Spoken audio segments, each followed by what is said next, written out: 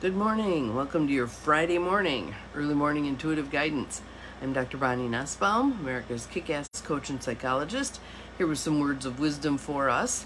And Facebook was trying my patience this morning because things they didn't appear the way they typically appear, and I'm punching buttons trying to figure out how to get back to what I'm used to, grumbling under my breath. And then I pulled this card and kind of laughed because the card is about appreciating what is, being in the moment, etc., etc. So hopefully you find this card as appropriate as I did. Good morning, Deb. Glad you are here. Welcome.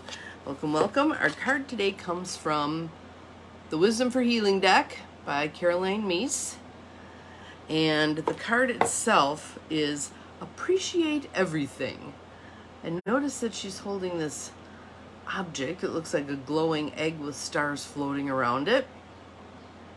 But I think it's kind of reminiscent of the gift. So, good morning, Mary. Haven't seen you in a long time. Welcome, welcome. Glad you are here. So our card for today is appreciate everything. Appreciate everything. So I'm going to read the card to you. And I want you to pay attention to your initial reaction to it. Because most people have an initial reaction. Good morning, Cheryl. Glad you're here. And then I'm going to do some tweaking so that you can get a different perspective on it. So, appreciate everything. A couple of nice deep breaths. Good morning, Diane. Just settling into right here, right now. Letting your shoulders drop. Bringing your attention to the present moment. Here it is. Today's lesson. On this day, affirm, my life is perfect. Appreciate everything and everyone in your life without doubt or expectations. Your goal, to learn that the way to set change in motion is to bless and feel grateful for even the most difficult parts of your life. So, let me run through that in a couple of different ways. On this day, affirm, my life is perfect. Even if you're acknowledging it's not humanly perfect, it's not the way you want it, when you can acknowledge that it is divinely perfect, what it does is it opens you up to look for the gifts in the difficulties. When you can say, there's something about this that is perfect, and I'm going to find it, I'm going to see it, I'm going to feel it, then you go looking in a whole different way than you would when you're still grumbling, like I was this morning when Facebook was being difficult. So if I do that right now with what happened with Facebook, minutes of punching buttons trying to get back to where I needed to be to do YEMIG, what did that do for me? I think it put me on, good morning, Joe, welcome, glad you're here. I think it put me on a trajectory of tenacity, sticking with it, keep trying. Somewhere in there, here's an answer. Who knows where that will serve me today and moving forward? I tend to be rather bullheaded anyway, but it was an opportunity to exercise that skill set. The other thing that it did was it made me appreciate that I do have some tech skills. I may not be a tech native. I may be a tech immigrant. Good morning, Carolyn. Glad you're here. But I can muddle my way through things and get to where I need to be. Thus, here we are. All right? So I'm going to show the card for those of you who just popped on. Appreciate everything. So, even when your life isn't humanly perfect, isn't the way you want it to be or think it ought to be, it is still divinely perfect. And again, when we acknowledge that, it sets us up to go looking for the perfection in the difficulties. Appreciate everything and everyone in your life without doubt or expectations. A way to do that is when something difficult happens, asking yourself, I wonder what I'm meant to learn from this. I wonder what the nugget of gold in this shit show is. So I'll give you one my poor sister endured this morning. The puppy she's been babysitting had diarrhea in her closet, on her shoes. So I said, that's probably not exactly the way you wanted to go about clutter clearing, but she said, yeah, The worst pair, the ones that really couldn't be cleaned up, was a 10-year-old pair of hiking boots that had seen better days anyway. So maybe it was the universe saying, time to buy yourself some new steppers. So, and again, your goal, to learn that the way to set change in motion is to bless and feel grateful for even the most difficult parts of your life. So that is exactly, precisely what Byron Katie's talking about in Loving What Is. Good morning, Mel. Glad you are here. Awesome, awesome. We got quite the crowd today. This is good. Because many of us must need to hear this again, right? So Byron Katie's idea is that, again, everything is divinely perfect. So when you can love what is, when you cease to resist what is, things can flow on through. They can be allowed to change because you're not fighting against it and resisting it. It's kind of that concept of watching the clouds roll by. Just let them keep going. Don't interfere with the progress by going, I wonder why that cloud is there. I wonder why it isn't moving faster. I don't want it to go that way. I want it to go this way. You can hear how ridiculous that sounds when we do that with regard to clouds. Really, it's that ridiculous when we do that with regard to aspects of our lives that are unfolding. Many times we don't have any control over it anyway, right?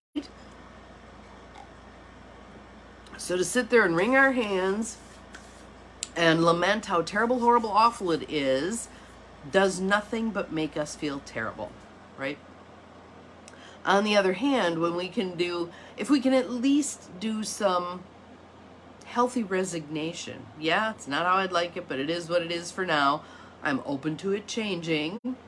Then you begin to look for opportunities to have something be different. You're not pursuing, I have to fix this, but you're allowing and seeing how things unfold and seeing where there might be cracks in the system that allow the light to come in, right? And again, when we ask ourselves that question, I wonder what I meant to learn from this. This is not at all how I was hoping it was going to go. I wonder what I meant to learn from it going the way it's going. When you add that flexibility into your thought process, everything changes. Everything changes. So today, I will guarantee you that you're going to have some opportunities, like me with the Facebook issue this morning, to practice loving what is, being okay with where things are at. Maybe you're on your way to an appointment and you hit a traffic jam. Loving what is, just being present with it. Maybe it's your opportunity to rethink how driven by time you've been. Okay, I want to let this go a little bit. I don't want to be the slave to the clock. I want to, yes, if I get there late, I may have to wait a little bit or whatever might happen. And if you can even go to the point where you can say, and if I have to reschedule, so be it. There must be something about not doing it today and doing it whenever it gets rescheduled for that's in the highest and best good. We don't often, on the front end, see how something is in the highest and best good.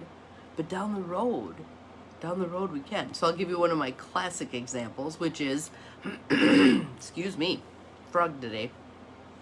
At the age of 18, having graduated from high school, working a job at an insurance company, which I hated, but that kind of clerical work was what my mother had done, so it was what I had trained to do, blah, blah, blah. My boyfriend dumped me. Life was over, I was devastated, blah, blah, blah. So I decided, well, if my life's over, I might as well go to school. I had never planned to go to college. Never, ever. My younger sister, she always planned to go to college. So she was getting ready. We're only 18 months apart. She was getting ready. And so I thought, well, what the hell? I'll apply. I had not taken SATs. I had not done anything. They took me anyway. So here we are.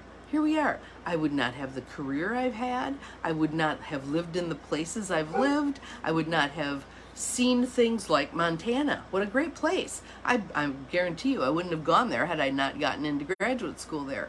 All that stuff unfolded because of something that I thought was a terrible, horrible, awful event in my life at the time. So think about that. What terrible, horrible, awful event is unfolding in your life right here, right now? Do you have a miserable job? Is your relationship falling apart? Are you out of money? Whatever it is, can you look at it through the lenses of, even if you can't see it through your own lenses, borrow mine. Borrow mine. Bonnie says there's probably a silver lining in this mess. Bonnie says this is in the highest and best good. I think it's horrible, but Bonnie says it's in the highest and best good. So I'm just going to keep going. Keep going. Let's see what shows up. May not show up immediately. May take some days, weeks, months of faith and trust. But somewhere down the line, like a year from now, if we revisited this day and whatever debacle's going on in your life, my guess is you're going to have a whole different perspective on it. And you may say, it was one of the best things that happened to me. To the person, over the course of all of the years that I did psychotherapy, and the number of people that came to me and said, I got fired today, or I got fired this week, or whatever, I often would say, congratulations. Because I knew that it wasn't a job that was good for them anyway. It wasn't a good fit. It wasn't right for them. It wasn't taking them on their path. To get fired was actually a blessing. And to the person, if I found them all today and asked them, I will guarantee you they would say, again, it was one of the best things that happened in their lives. And some will say, kind of tongue-in-cheek, that, yeah, they weren't getting off a dead center, so the universe put a foot in the middle of their back and shoved. When we can heed the guidance ourselves early on, we don't need the shove. We don't need the shove. So if you're one of those people who clings and avoids change or whatever, you're the one who's going to get shoved a lot. Sorry. So, back to our lesson.